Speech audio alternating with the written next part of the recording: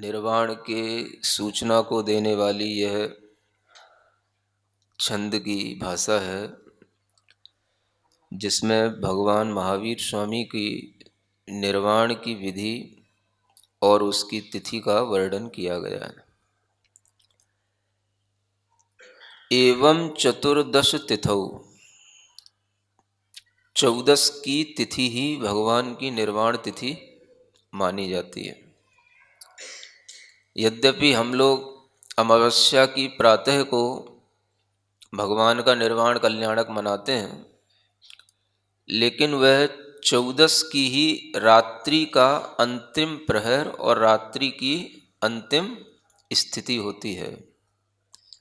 इसलिए आचार्यों ने भी उसको चतुर्दशी तिथि के रूप में ही कहा है। इसकी चर्चा दीपावली के समय पर पहले काव्य में काफ़ी की जा चुकी है। आगे की बात थोड़ा समझने की कोशिश करते हैं।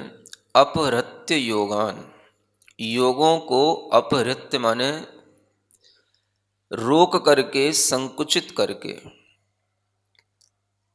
भगवान ने केवल ज्ञान की प्राप्ति कर ली, आत्मा के अंदर उपयोग की निर्मलता हो गई, उपयोग शुद्धि हो गई, और उपयोग से होने वाला सारा का सारा कार्य भगवान का एक तरह से पूर्ण ही हो गया। लेकिन उनके जो मन वचन काय 3 उपयोग थे, 3 योग थे, उन 3 योगों को वह अपनी प्रवृत्ति में ले आते थे, और 3 योगों के माध्यम से ही उनका विहार, उनका बोलना, उठना बैठना, ये सब क्रियाएं चला करती हैं। योग एक ऐसी चीज है जो अनादिकाल से हमारी आत्मा के अंदर शरीर को ग्रहण करने के माध्यम से जो प्रदेशों में, आत्मा के प्रदेशों में परिस्पंदन होता रहता है, उसको योग कहा जाता है। मन, वचन और काय की क्रियाओं के माध्यम से आत्मा के प्रदेशों का स्पंदन बहुत अधिक होता है, उसे योग कहा जाता है। तीर्थंकर भगवान के लिए अरिहंत अवस्था प्राप्त होने के बाद भी उन्हें योगों का जो अभी सद्भाव है, उस सद्भाव के कारण से ही उनका अभी शरीर बना हुआ है, और उस शरीर की स्थिति तब तक बनी रहेगी जब तक कि भगवान उस योग निरोध की क्रिया को नहीं करते। और उसको करने से पहले भी एक क्रिया और होती है, जिसे समुद्घात की क्रिया कहते हैं। कभी सुना है आपने? 7 प्रकार के समुद्घात में एक केवली समुद्घात होता है। केवली भगवान ये समुद्घात करते हैं। समुद्घात का मतलब होता है आत्म प्रदेशों का शरीर से बाहर निकलना। मूल शरीर को छोड़े बिना भी आत्म प्रदेशों का शरीर से बाहर निकलना, यह समुद्घात कहलाता है। केवली भगवान के द्वारा इस समुद्घात करने का प्रयोजन यह बताया जाता है कि उनकी आत्मा में जो अभी 4 आघातीय कर्म हैं, उन 4 आघातीय कर्मों की स्थिति माने उन आघातीय कर्मों का आत्मा में बने रहने के लिए जो स्थिति बंद पहले से पड़ा हुआ है, वो जितनी आयु बची है उससे भी अधिक होता है। अब अगर वह स्थिति अपने समय पर पूर्ण होगी तो कब पूर्ण होगी? आयु तो थोड़ी बची है, स्थिति बहुत बड़ी है। आयु तो वर्षों में रहती है और स्थितियां पल्योपम में रहती हैं। तो उस स्थिति को बराबर करने के लिए ये समुद्घात की विधि की जाती है। इस समुद्घात की विधि में क्या होता है कि अरिहंत उन केवली सहयोगी केवली भगवान की आत्मा के प्रदेश पूरे लोक में फैल जाते हैं। लोक के असंख्यात प्रदेश होते हैं और एक जीव के भी असंख्यात प्रदेश होते हैं, और ये दोनों प्रदेश बराबर हो जाते हैं लोक पूर्ण समुद्घात में। इसको क्या बोलते हैं? लोक पूर्ण समुद्घात। यह समुद्घात केवली भगवान ही करते हैं। जितने एक जीव के प्रदेश हैं उतने ही लोकाकाश के प्रदेश हैं, और ये बिल्कुल बराबर हैं। और आकाश के एक एक प्रदेश पर आत्मा का एक एक प्रदेश स्थित हो जाता है।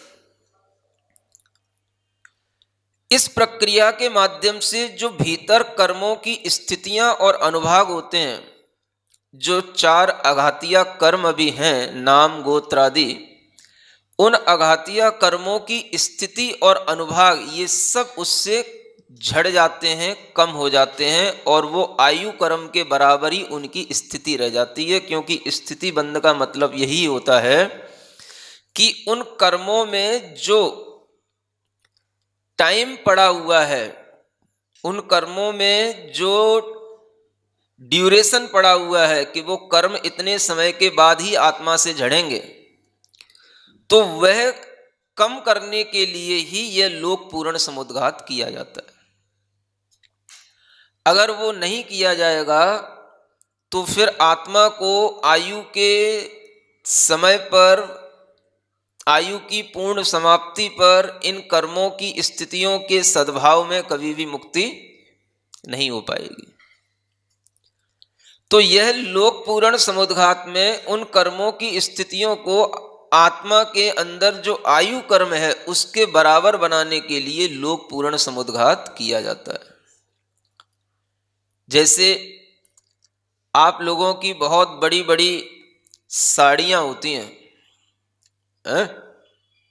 16 हाथ की, और अगर आप उसको बिल्कुल ऐसी की धो करके गड्डी बना करके उसको वैसा का वैसे रख दोगे तो वो सूखने में बहुत टाइम लेती है। क्या समझ आया? और जब हम उसको बिल्कुल चादर की तरह खोल देते हैं, फैला देते हैं, समझ आ रहा है, तो वह सूखने में बहुत आसानी से उसकी स्थिति जो है, समय पर अगर वो उसमें सूखती तब तो बहुत टाइम लगता, लेकिन जब हम उसको खोल देते हैं तो वो बहुत जल्दी सूख जाती है। समझ आ रहा है? इसी उदाहरण से समझ लेना कि लोक पूर्ण समुद्घात में आत्मा के प्रदेश पूरे लोक में चादर की तरह फैल जाते हैं, जिससे उन कर्मों की स्थितियां आयु कर्म के बराबर हो जाती हैं, और उसके बाद में फिर यह क्रिया केवल एक समय के लिए होती है। लोक पूर्ण समुद्घात, पूरी जो केवली समुद्घात है वो प्रक्रिया तो 8 समय की होती है। पहले दंड समुद्घात, प्रतर समुद्घात, कपाट समुद्घात, फिर लोक पूर्ण, फिर प्रतर, फिर कपाट, नहीं पहले प्रतर फिर कपाट, उल्टा फिर होगा, और फिर उसके बाद में दंड समुद्घात, और फिर शरीर में आत्मा के प्रदेशों का पुनः आ जाना। ऐसे ये 4 समय में विस्तार होता है और 4 समय में संकोच होता है। 8 समय का यह पूरा का पूरा समुद्घात केवली समुद्घात कहलाता है। उसमें जो एक समय का लोक पूर्ण समुद्घात है, जिसमें कि पूरे लोक के अंदर वह आत्मा के प्रदेश फैल जाते हैं, और फिर जो है जब वो आत्मा के प्रदेश संकुचित होकर के शरीर के बराबर हो जाते हैं, तो यह समुद्घात की प्रक्रिया से उन आत्मा में यह कर्म की स्थिति आयु कर्म के बराबर हो जाती है। फिर क्या होता है, सुन रहे हो? केवली भगवान को भी करने के लिए बहुत कुछ रहता है। ऐसा मत सोचो कि बस भगवान को केवल ज्ञान हो गया तो सब कुछ हो गया। अभी भी उन्हें बहुत कुछ करना है, और जो बड़ा काम है वो अभी करना है। जितनी कर्मों की निर्जरा पूरे जीवन काल में नहीं होती, जो कर्म प्रकृतियों की संख्या केवली बनने के बाद पहले तक नष्ट नहीं होती, उससे भी ज्यादा कर्म केवली बनने के बाद जब वो अयोग केवली होते हैं और सिद्ध बनने के लिए अंतिम समय में और अंतिम से एक पहले का द्विचरिम समय में होते हैं, उसमें सबसे ज्यादा कर्मों का क्षय अभाव तभी होता है। समझ आ रहा है? कर्मों की जो 148 प्रकृतियां हैं उनमें से 85 कर्म प्रकृतियों का नाश अयोग केवली के अंतिम और द्विचरम समय में होता है।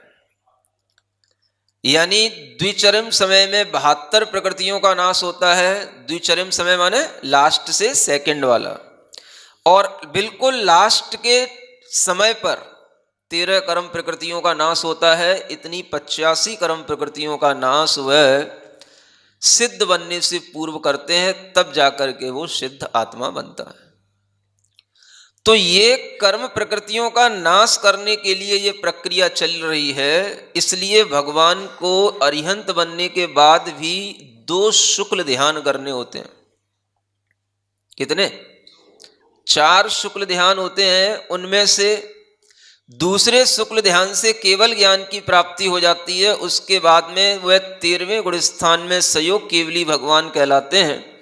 और जब वो सयोग केवली का अंतिम अंतर मुहूर्त का कार्य चलता है, तब वो सयोग केवली अवस्था में तीसरा शुक्ल ध्यान करते हैं, जिसे कहते हैं सूक्ष्म क्रिया अप्रतिपाती नाम का शुक्ल ध्यान। क्या कहते हैं? उन्हें अपनी क्रिया को अत्यंत सूक्ष्म करना होता है। अभी तो उनने समुद्घात किया, फिर समुद्घात करने के बाद में ये योग का संकुचन करना प्रारंभ करते हैं, योगों को रोकना प्रारंभ करते हैं। जो योगों के माध्यम से आत्मा के प्रदेशों में परिस्पंदन बने रहते हैं, वो परिस्पंदन को रोकने की प्रक्रिया की जाती है। मनोयोग है, वचन योग है और काय योग है। ये योग पहले स्थूल रूप में भी होते हैं, और फिर जो है इन स्थूल रूपों को नष्ट करके इन्हें सूक्ष्म रूप में लाया जाता है। और सूक्ष्म में भी ला करके फिर सूक्ष्म मन को भी नष्ट कर दिया जाता है, सूक्ष्म वचन योग को भी नष्ट कर दिया जाता है। केवल सूक्ष्म काय योग जब रह जाता है, तब जाकर के भगवान के लिए वह तृतीय शुक्ल ध्यान उस सूक्ष्म काय योग में स्थित होने पर होता है। सुन रहे हो? सुन तो लो ही, जितना समझ में आ जाए तो रख लेना, नहीं समझ में आ जाए तो यूं करके बाहर निकाल देना है। वो तो यूं करने की भी जरूरत नहीं, अपने आप बाहर जा ही रहा होगा। फिर भी हम दिए जा रहे हैं, सुनाए जा रहे हैं, थोड़ा सुन लो, है ना। ऊपर ऊपर की बातें सुनते हुए बहुत दिन हो गए, अब थोड़ा सा देख तो लो कि भीतर क्या होता है। ये मोक्ष की प्रक्रिया कितनी सैद्धांतिक है, कितना समीचीन इस प्रक्रिया का वर्णन किया गया है। जो आपको बड़े बड़े शास्त्र को पढ़ करके सुन करके समझ ना आए, वो हो सकता है कि इन उपदेशों को सुन करके कुछ थोड़ा बहुत समझ में आ जाए, और आ जाएगा अगर कान खोल के रखोगे तो। हाँ, अभी और कोई बातें मत करो, अभी केवल भगवान की बात करो। समुद्घात में जब आत्मा के प्रदेश बाहर निकलते हैं, तो किसी भी आत्मा पर उन आत्मा का, केवली भगवान की आत्मा का कोई प्रभाव नहीं पड़ता। क्योंकि एक आत्मा के प्रदेशों का दूसरी आत्मा के प्रदेशों से कोई भी संबंध नहीं होता। भले ही वो उसके ऊपर ही क्यों ना स्थित हो जाए, लेकिन आत्मा को अनुभव केवल अपनी ही आत्मा के अंदर के परिणाम और भावों का होता है। दूसरे के केवल ज्ञान के सहित आत्म प्रदेशों का हमारी आत्मा को कोई भी अनुभव नहीं होता है। ठीक है, तो यह अब योगों का संकुचन करके योग निरोध जिसको बोलते हैं, बादर मन वचन काय को भी नाश कर दिया जाता है। फिर उसके बाद में बादर केवल काय योग रह जाता है। फिर बादर काय योग को भी सूक्ष्म काय योग बना दिया जाता है, और सूक्ष्म काय योग में स्थित होकर के यह तृतीय शुक्ल ध्यान किया जाता है, जिसको नाम है सूक्ष्म क्रिया अप्रतिपाती। यानी यह शुक्ल ध्यान जो सूक्ष्म क्रिया के साथ ही होता है, सूक्ष्म काय योग के साथ ही होता है। ऐसे इस शुक्ल ध्यान के माध्यम से वह जब 14वें गुण स्थान में प्रवेश कर जाते हैं, तो 14वें गुण स्थान में वहां पर योगों का अभाव होकर के वह 14वें गुण स्थान की प्राप्ति होती है, जिसे अयोग केवली कहा जाता है। अरिहंत भगवान के दो गुण स्थान होते हैं, 13वां और 14वां। 13वें गुण स्थान में वो सयोग केवली हैं और 14वें में अयोग केवली है। योगों का अभाव हो गया, लेकिन उस गुणस्थान में वह बहुत कम समय के लिए उस गुणस्थान में स्थान या रहना होता है, और वह गुणस्थान पूरा ध्यानात्मक है। चौथा जो शुक्ल ध्यान है वह उसी 14वें गुणस्थान में ही होता है। विपरीत क्रिया निवृत्ति नाम का चौथा शुक्ल ध्यान होता है, जिसमें सब क्रियाएं विपरीत हो गई, दूर हो गई, अब उनमें कोई भी योग नहीं बचा। और उसी गुणस्थान में केवल जो कहने को तो अंतर मुहूर्त का समय होता है, लेकिन वो अंतर मुहूर्त इतना छोटा होता है कि 5 ह्रस्व अक्षरों को बोलने में जितना समय लगता है उतना ही बस उस केवल अयोग केवली गुणस्थान में रहने का समय होता है। ह्रस्व अक्षर का मतलब, अगर आपने क बोला क तो ये बड़ा हो गया, समझ आ रहा है? या आपने आ बोला आ तो ये क्या हो गया? बड़ा हो गया। ई बोली तो ये बड़ी हो गई, ये बड़ी अक्षर हो गए, दीर्घ अक्षर हो गए। ह्रस्व कैसे होते हैं? अ, ई, उ, ए, ओ। समझ आ रहा? ये तो बहुत देर में बोला हमने। 5 ह्रस्व अक्षरों को जितनी आप शीघ्रता से उच्चारण कर सकते हो, अयु, और जितनी शीघ्रता से उच्चारण कर सकते हो, उतना ही समय केवल 14वें गुणस्थान का बताया गया, और उसमें वो चतुर्थ शुक्ल ध्यान हो जाता है, और उसमें 85 कर्म प्रकृतियों का नाश होकर के वो आत्मा हमेशा के लिए सिद्धात्मा बन जाता है। समझ आ रहा है? अब क्या होता है, भगवान तो, उनकी आत्मा तो सिद्ध लोक में विराजमान हो गया, उनका शरीर अभी रह जाता है। समझ आ रहा है? अब वो शरीर देखो अंतिम शरीर है, हैं? चरम शरीरी तो वो जब से जन्म हुआ तब से थे, लेकिन अब वो शरीर का वह अंतिम शरीर की अंतिम पर्याय है वो